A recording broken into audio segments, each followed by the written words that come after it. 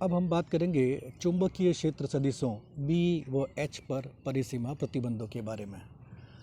तो जैसा कि चित्र में दिखाया गया है, अंतरापृष्ठ माध्यम 1 और माध्यम 2 के बीच में, माध्यम 1 और 2 में चुंबकीय क्षेत्रों के मान B1 और B2 और उनके लंबवत और क्षैतिज घटक चित्र में दिखाए गए हैं।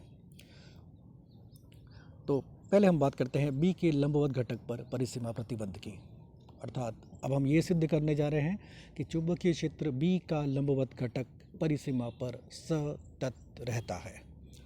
तो चित्र 2 को देखें हम। जैसा कि पहले हमने देखा था, एक गाउसियन बेलनाकार पिल बॉक्स लिया गया है। माना एक बेलनाकार गाउसियन पिल बॉक्स है जो अंतरापृष्ठ के अबाउट है, यानी उसका आधा हिस्सा उसके ऊपर है, आधा हिस्सा उसके नीचे है। और माध्यम 1 और 2 में विद्युत चुंबकीय क्षेत्रों के मान B1 और B2 है। पिल बॉक्स की जो बंद सतह है टोटल S है, उसके द्वारा जो एनक्लोज्ड वॉल्यूम है, आयतन है, वो कैपिटल V है। और अब हम मैक्सवेल की दूसरी समीकरण को इस्तेमाल करें, del dot B is equal to 0, और उसका वॉल्यूम इंटीग्रल करें तो volume integral del dot B D V is equal to 0। और गाउस डाइवर्जेंस थ्योरम से हम वॉल्यूम इंटीग्रल को सरफेस इंटीग्रल में बदल सकते हैं। तो volume integral del dot B D V is equal to surface integral B dot D S is equal to 0।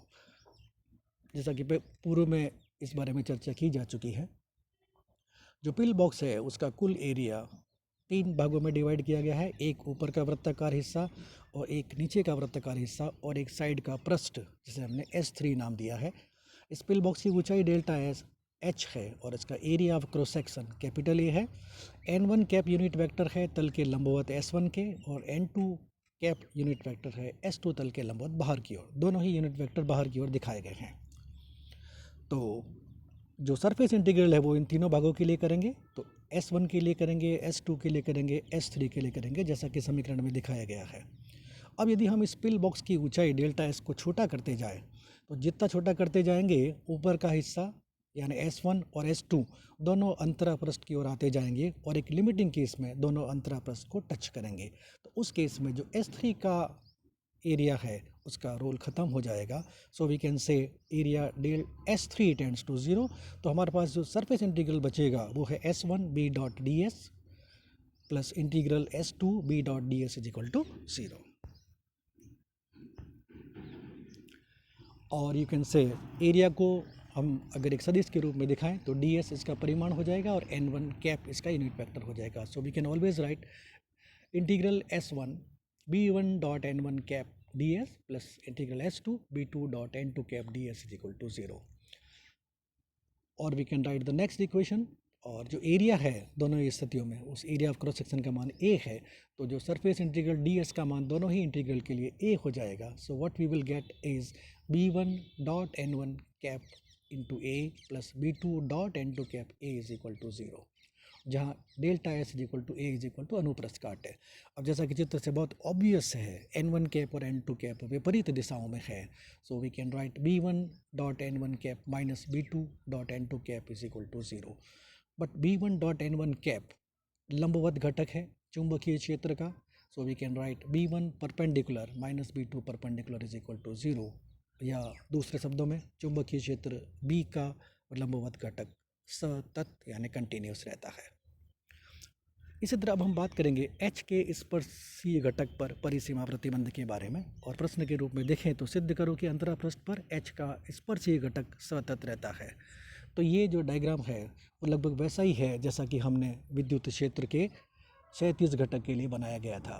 तो अंतरापृष्ठ पर एक आयताकार लूप लिया गया है ABCD की दिशा भी A से B से C से D और D से A की ओर एक बंद लूप है, जिसका एरिया डेल्टा H, इसकी ऊंचाई L, इसकी लंबाई वो कितना है, स्मॉल a है।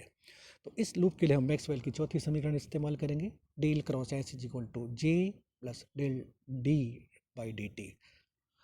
और जैसा कि जो प्रोसीजर हम फॉलो करते आए हैं, इसका हम सरफेस इंटीग्रल करेंगे दोनों पक्षों का, और स्टोक्स के कर्ल प्रमेय से सरफेस इंटीग्रल को हम लोग लाइन इंटीग्रल में बदलेंगे, जैसा कि समीकरण 2 में दिखाया गया है। तो समीकरण 1 और 2 को इस्तेमाल करें तो हमारे पास समीकरण होगी line integral for the close loop ABCD H dot DL is equal to J plus delta D by delta T dot DS।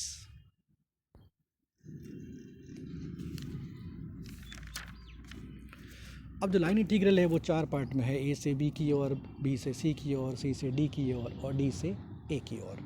अब अगर हम लिमिटिंग केस लें डेल्टा एच टेंड्स टू 0, तो जो राइट हैंड साइड है समीकरण 4 की, उसमें दूसरा और चौथा पद है जिसमें बी और सी,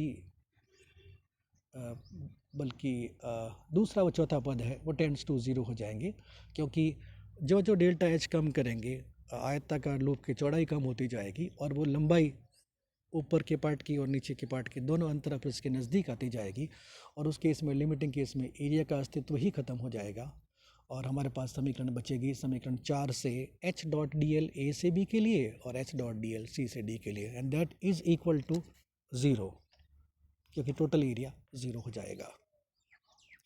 सो यू हैव डी एल का इंटीग्रल एल हो जाएगा, दोनों लंबाई फिक्स है, तो we can write H one dot L plus H two dot L is equal to 0, और चूंकि ए बी व सी डी विपरीत दिशा में है, तो we can always write H one dot L minus H two dot L is equal to 0, but H one dot L H one का 37 घटक है, स्पर्शीय घटक है, so we can write H one parallel minus H two parallel is equal to 0, which means H one parallel is equal to H two parallel, अर्थात H का स्पर्शीय घटक अंतरा परस्पर सतत रहता है।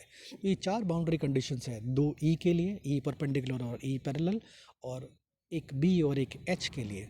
ये चारों बाउंड्री कंडीशंस आगे हम इस्तेमाल करेंगे जब हम विद्युत चुंबकीय तरंगों के परावर्तन, अपवर्तन और फ्रेनेल समीकरणों की चर्चा करेंगे।